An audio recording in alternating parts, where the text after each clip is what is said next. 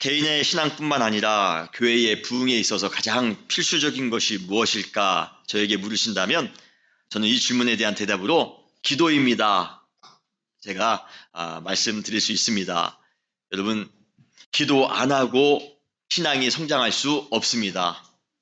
기도가 없는 교회 공동체가 부흥할 수 없습니다. 개인적으로 제가 가장 불안할 때가 있습니다. 언제일까요? 돈이 없을 때요? 아니면 인간관계에 문제가 생겼을 때요? 아니면 미래가 불투명할 때요? 아닙니다. 제가 개인적으로 가장 불안한 때는 기도하지 못할 때입니다. 지난주에 기도에 관해 설교를 준비하면서 우연히 흥얼거리며 부르게 된 그러한 찬양이 있습니다.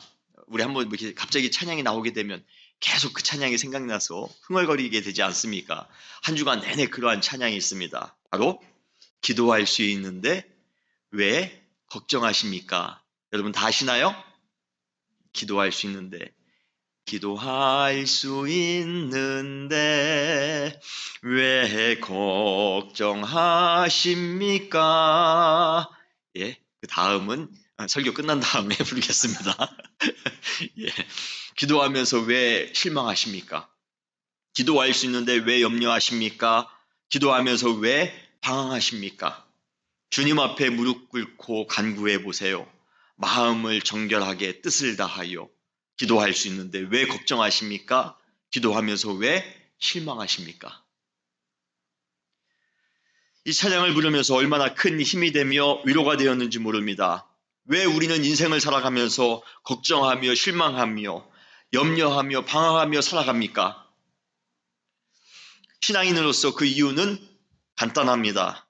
바로 기도하지 않기 때문에 그렇습니다. 우리를 창조하신 주님, 우리를 구원해 주신 주님, 우리를 가장 선한 길로 인도해 주시는 주님, 가장 좋은 것으로 제공해 주시는 주님, 그 주님께 우리가 기도할 수 있는데 왜 걱정하며, 왜 실망하며, 왜 염려하며, 왜 방황하며 살아가십니까? 우리는 그럴 필요가 없습니다. 오늘 본문에서 주님께서는 우리에게 약속해 주셨습니다. 마태복음 21장 22절에 너희가 기도할 때에 무엇이든지 믿고 구하는 것은 다 받으리라. 할렐루야. 여러분, 주님께서 우리에게 약속해 주셨는데 우리가 그 약속을 믿고 기도하시기 바랍니다. 너희가 기도할 때에 무엇이든지 믿고 구하는 것은 다 받으리라. 의심하지 마시고 담대히 기도하시길 바랍니다.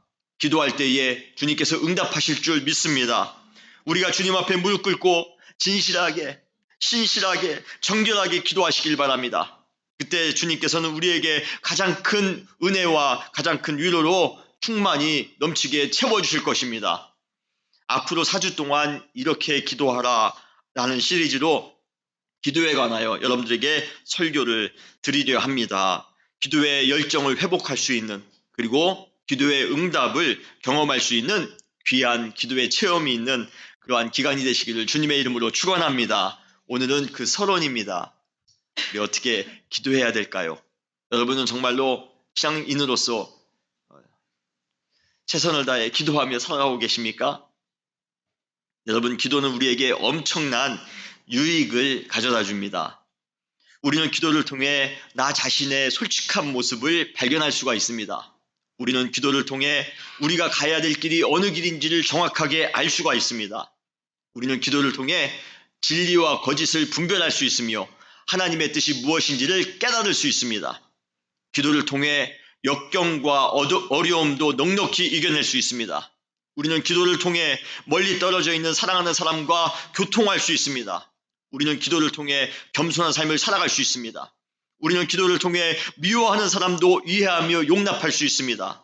우리는 기도를 통해 삶을 의욕적으로 살아갈 수 있는 긍정적인 에너지를 제공받을 수가 있습니다. 이 위에도 기도의 유익이 셀 수 없이 많이 있습니다. 여러분, 기도하면서 이러한 기도의 유익을 항상 경험하며 살아가시는 여러분 되시기를 주님의 이름으로 축원합니다. 기도에는 우리에게 큰 유익이 있을 뿐만 아니라 큰 능력도 가져다 줍니다. 웨슬리 듀웰의 기도로 세계를 움직이라라는 그러한 책에 보면 하나님께서 허락하신 7가지 기도의 능력을 그 책에서 소개하고 있습니다. 첫 번째 능력은 하늘의 보좌와 직접 통화할 수 있는 능력이랍니다.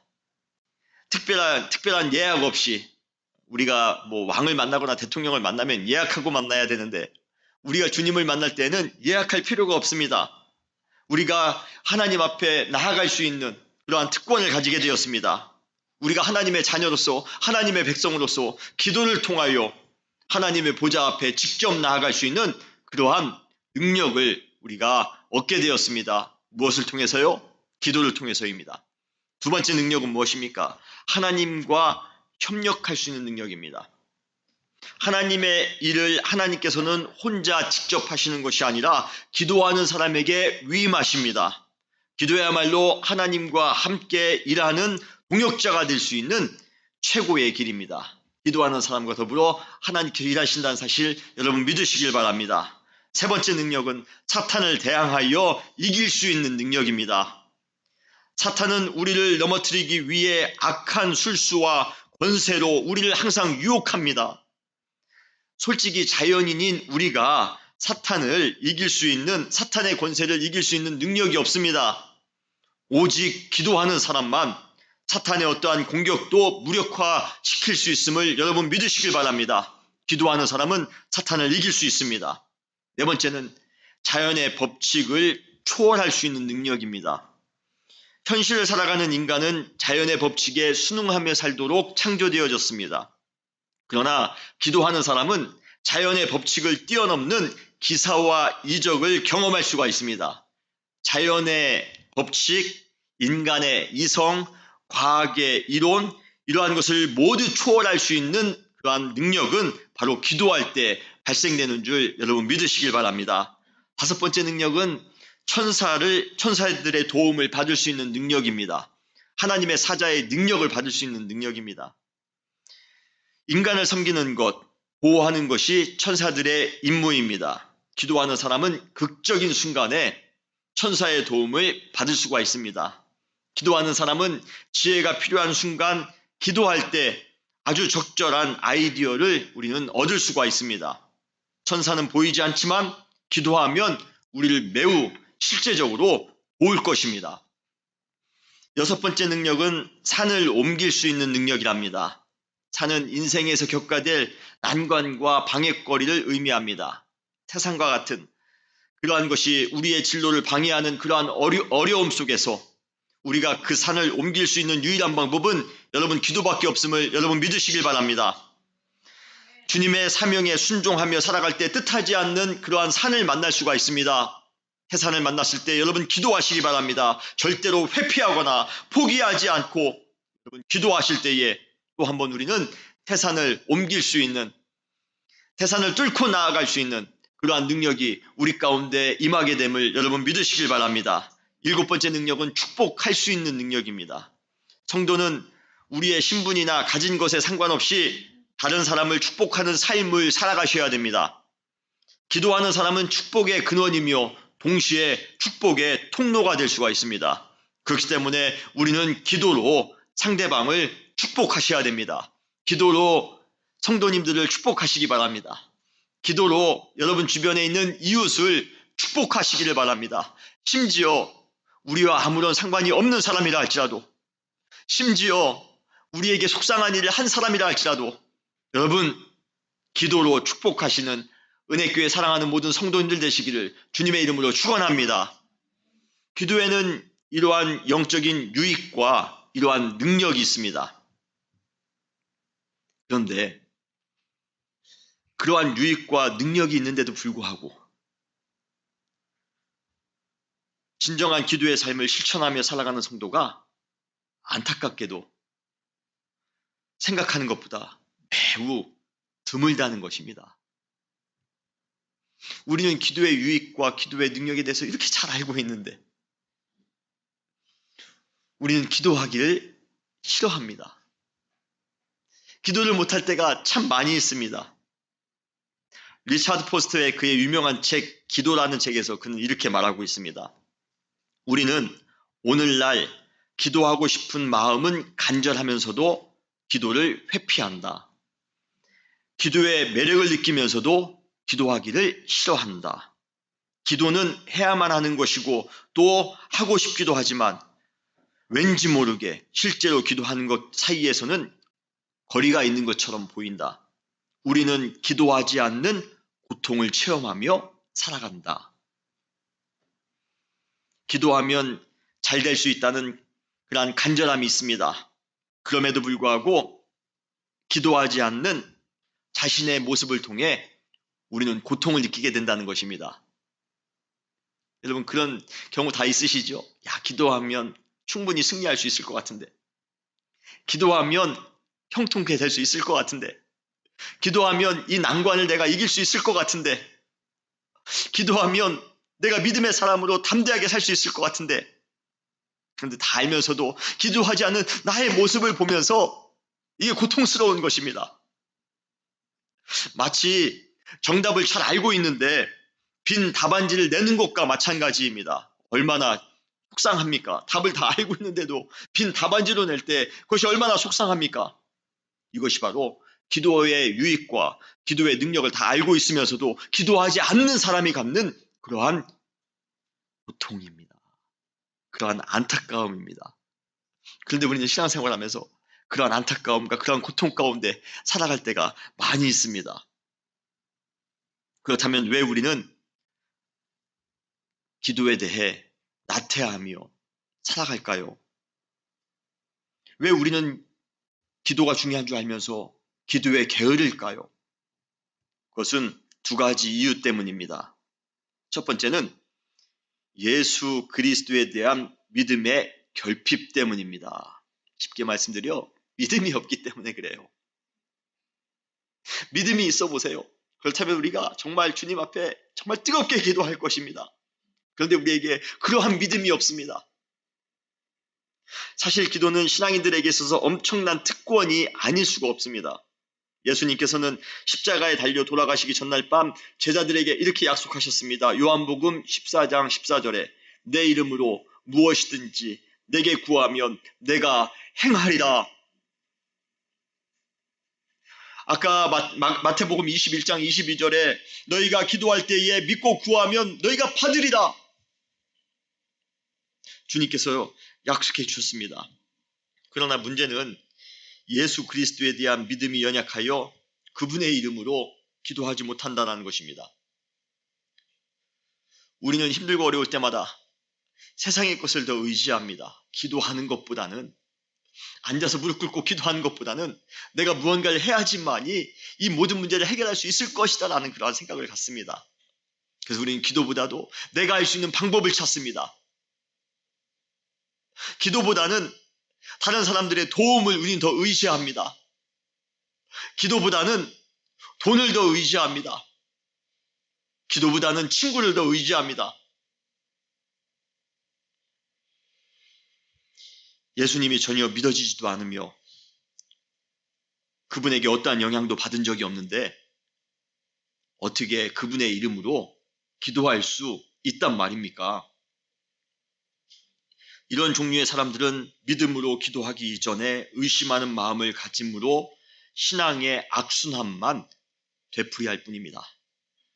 정말 예수님께서 나의 기도를 들어주실까? 내가 옆에 지금 주님이 계시는지도 지금 느껴지지 않는데, 내가 믿어지지도 않는데 정말 그분에게 내가 기도한다고 그분이 나의 기도를 들어주실까? 말도 안 돼. 지금이 어느 시대인데, 21세기 최첨단의 시대인데 예수의 이름으로 기도한다고 해서 그 기도가 응답되겠어? 여러분, 그러한 의심이 생길 때마다 예수 그리스도의 믿음으로 또 한번 나아가시기를 바랍니다. 기독교의 중심은 무엇입니까? 항상 예수 그리스도입니다. 그분을 믿고 그분의 이름으로 기도할 때 우리의 상식과 우리의 상상력을 뛰어넘는 신비한 기도의 능력, 신비한 기도의 유익을 체험할 수 있게 될 것입니다. 과연 여러분들은 예수 그리스도를 믿는 그 믿음으로 기도하고 계십니까? 둘째로 우리가 기도에 게으른 이유는 기도에 대한 능력을 맛본 적이 없기 때문에 그렇습니다. 기도의 응답을 경험해 본 적이 없습니다. 10년을 주님을 믿었고 20년을 믿었어도, 교회를 지금까지 오래 다녔어도 기도의 응답 한번 맛본 적이 없습니다. 여러분, 신앙생활에 있어 역동적인 기도의 응답은 신앙인의 가장 큰 은총이 아닐 수 없습니다. 정말 인생의 문제를 놓고 기도했는데 신비하게 그 문제가 해결되었습니다.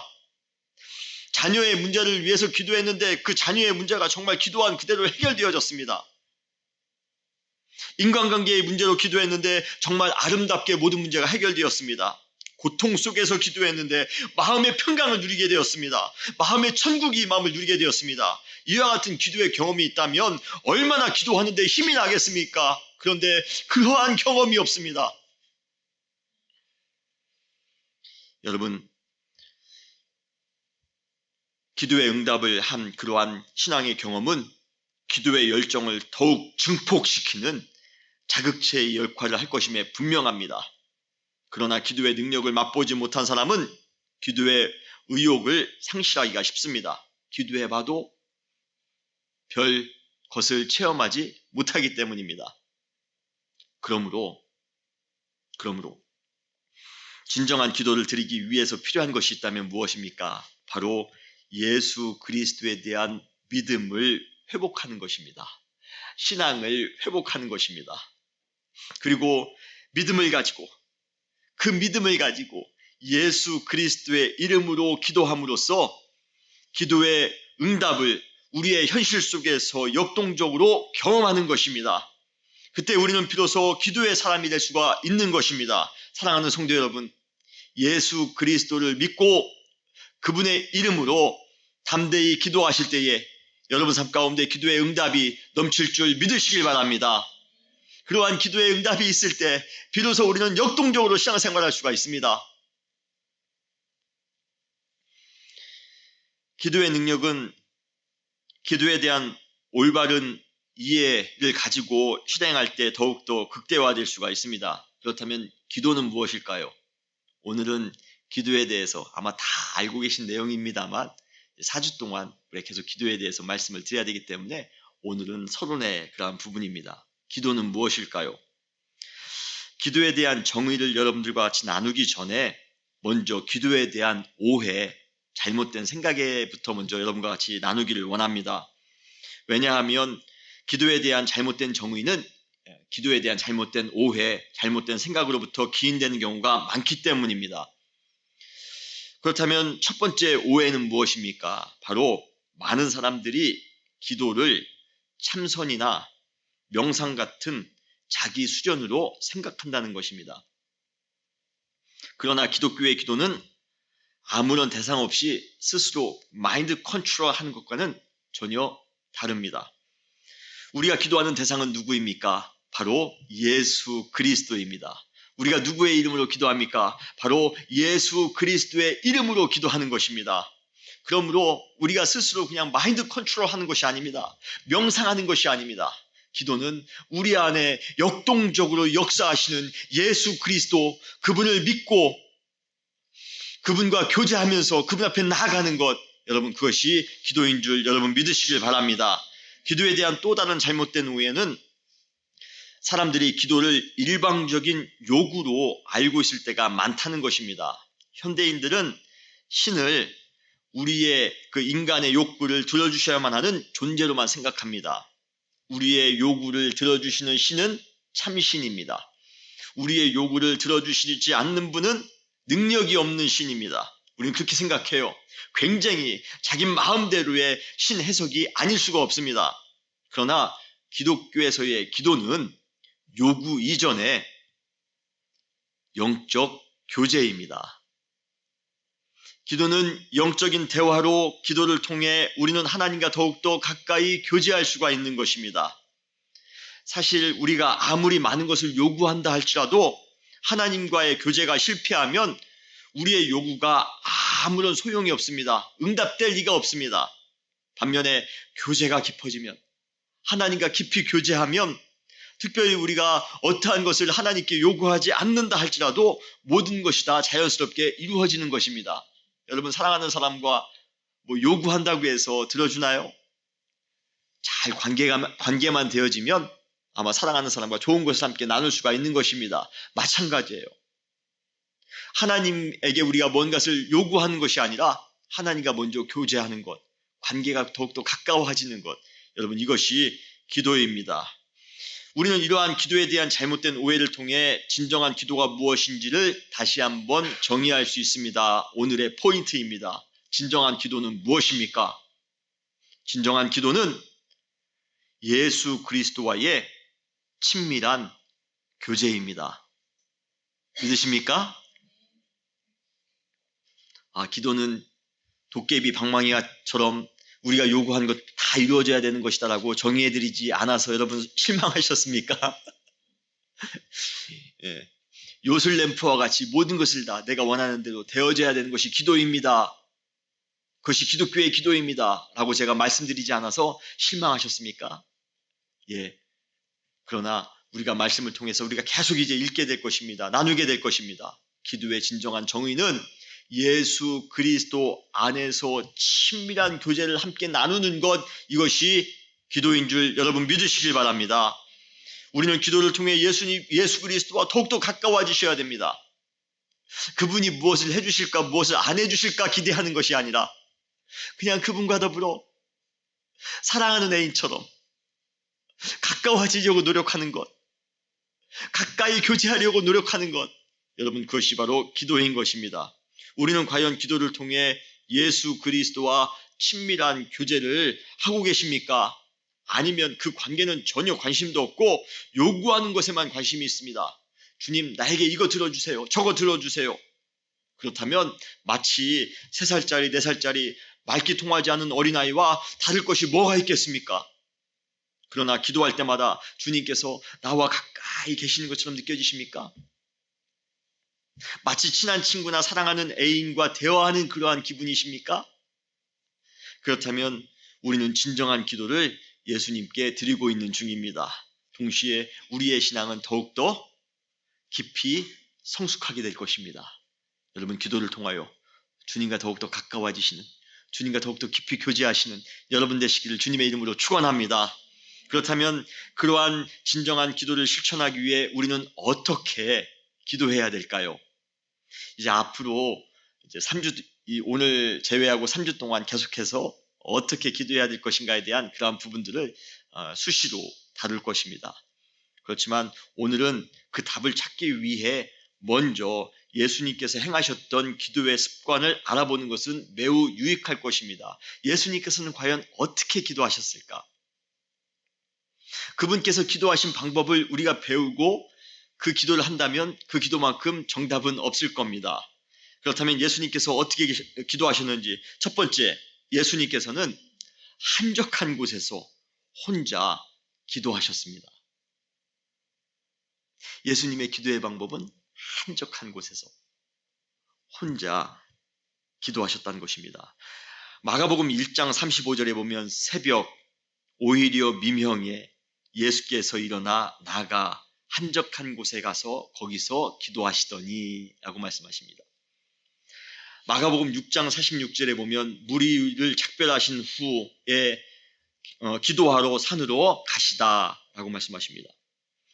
마태복음 14장 23절에 보면 무리를 보내신 후에 기도하러 따로 산에 올라가시다 저물매 거기 혼자 계시더니, 누가복음 5장 16절에 예수는 물러가서 한적한 곳에서 기도하시니라. 예, 주님께서는 무리와 떨어져 한적한 곳에서 기도하셨습니다. 바쁘고 정신없이 살아야지만이 삶의 안도를 느끼는 현대인들에게 있어서 고요한 곳에서 혼자 조용히 기도하는 예수님의 모습이 매우 낯설게만 느껴질 것입니다.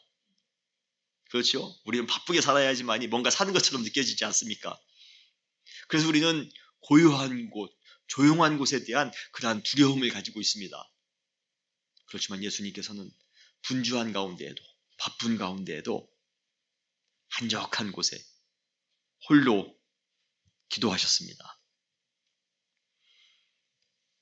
지금 예수님은 우리 인간들이 그토록 바라는 대중적인 인기를 한몸에 받고 계신 중이십니다. 수많은 사람들이, 수많은 무리가 지금 예수님을 따르고 있는 중입니다. 만약에 우리 같으면 그 대중의 인기에 도취되어 나 잘난 맛에 의시되며 살았을 것입니다. 기도할 시간이 어디 있습니까? 한 사람이라도 더 만나야죠. 한 사람이라도 더 만나서 나의 영향력을 넓혀야죠. 한 사람이라도 더 만나서 나의 인기를 좀 더 많이 유지해야죠. 그러나 예수님께서는 아주 의도적으로 무리를 보내셨다고 합니다. 그리고 기도하기 위하여 한적한 산에 혼자 올라가셨다는 것이에요. 그분은 어떠한 것도 방해할 수 없는 한적한 곳에 홀로 조용히 기도하심으로써 사역의 집중력을 절대로 잃지 않으셨습니다. 우리는 인생의 분주함 속에 살아가면서 얼마만큼 조용히 기도하는 시간을 확보하며 살아가고 계십니까? 주님과 영적으로 깊이 교제할 수 있는 시간과 장소를 마련하기 위하여 노력하시는 여러분 되시기를 주님의 이름으로 축원합니다. 여러분 새벽 예배 그 조용한 시간에 함께 나와서 기도하시기 바랍니다. 어린아이들을 학교에 보낸 후에 조용한 시간에 여러분 기도하시기 바랍니다. 직장에 좀 일찍 출근하신 이후에 동료들이 오기 전에 조용히 기도하시기 바랍니다. 설거지를 마친 후에 조용히 기도하시기 바랍니다. 잠들기 직전에 여러분 조용히 기도하시기 바랍니다. 여러분들이 어느 시간이 편하실지 모르겠지만 이번 주 한 주간 예수님처럼 조용한 그 시간에 주님의 이름으로 기도하시는 기도의 시간과 기도의 공간을 확보하시는 여러분 되시기를 주님의 이름으로 축원합니다. 두 번째, 예수님은 아주 간절히 기도하셨습니다. 하나님이신데요. 하나님의 아들이신데 그분 대충 기도해도 다 응답될 것 같은데요. 그런데도 불구하고 예수님이 기도하실 때 정말 간절히 기도하셨다는 것이에요. 저는 가끔 예수님이 왜 간절히 기도하실 필요가 있을까 생각했는데 오늘 누가복음 22장 44절에 보면 예수께서 애쓰고 더욱 힘써 간절히 기도하시니 땀이 땅에 떨어져 핏방울같이 되더라 라고 말씀하고 계십니다. 물론 죽음 직전에 죽음을 눈앞에 둔 이 시점에 예수님의 기도는 어느 때보다도 훨씬 더 절실했을 수 있습니다. 그러나 단지 그 이유 때문만은 아닙니다. 예수님께서는 매 순간 기도하실 때마다 그분은 절대로 대충 기도하지 않으셨습니다. 최선을 다해 목숨을 걸고 간절히 기도하셨다는 것입니다. 마가복음 1장 35절에 보면 새벽 오일이요 미명에 라는 구절이 나옵니다. 사실 새벽에 기도하는 것은 결코 쉬운 것이 아닙니다. 그럼에도 불구하고 새벽에 기도하신 이유는 간절함 때문입니다. 여러분 밤새면서 철야로 기도하는 것 참 쉽지 않습니다. 그러나 예수님께서는 겟세마네에 철야로 기도하셨습니다. 왜요? 간절하셨기 때문입니다. 간절함이 없으면 여러분 절대로 잠의 권세를 이겨낼 수가 없습니다. 이것이 바로 예수님의 기도는 아주 간절하시다라는 그러한 증명이 아닐 수 없습니다. 여러분의 기도는 얼마만큼 간절하십니까? 얼마만큼 목숨을 걸며 기도하고 계십니까? 예수님처럼 뜨겁게 간절히 기도하시는 여러분 되시기를 주님의 이름으로 축원합니다. 마지막 세 번째, 예수님의 기도는 대상을 초월하여 기도하셨습니다. 사랑하는 사람만, 나를 잘 따르는 제자들만 위해서 기도하신 것이 아닙니다. 우리는 우리와 어느 정도 깊은 관계가 된 사람들을 위해서만 기도합니다. 전혀 알지 못하는 사람을 위해서 기도하기는 정말 어렵습니다. 심지어 우리를 핍박하거나 미워하는 사람을 위하여 기도하는 것은 거의 불가능에 가깝습니다.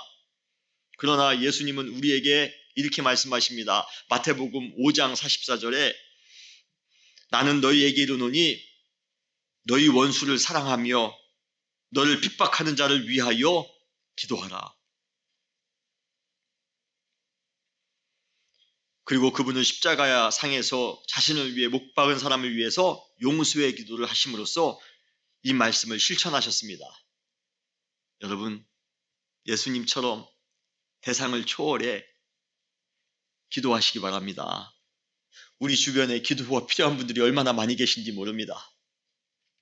우리 가족들 뿐만 아니라 우리 성도님들 한 분 한 분, 그리고 이 지역에, 아이오와 지역에 기도가 필요한 분들이 얼마나 많이 계신지 모릅니다. 나랑 관계없다고, 나랑 상관없다고 그분들을 위해서 기도하는 것을 멈추지 마시고, 예수님도 그렇게 기도하셨는데요. 예수님도 원수를 위해서 기도하셨는데요. 핍박하는 사람들을 위해서 기도하셨는데요. 우리도 주변에 있는 그런 모든 분들을 향하여 기도할 수 있는 여러분 되시기를 주님의 이름으로 축원합니다. 특별히 지금 남북 관계, 북미 관계 지금 복잡하지 않습니까? 여러분이 그러한 정치적인 지도자들 위해서도 기도해 주시기를 바랍니다. 그때 여러분들의 기도를 통하여 하나님의 놀라운 역사가 임하게 될 줄 믿습니다. 여러분 예수님처럼 기도하실 때에 여러분의 기도를 통하여 우리의 삶 가운데 또 한 번 기도의 크신 응답이 넘칠 줄 믿습니다. 다시 기도하시겠습니다.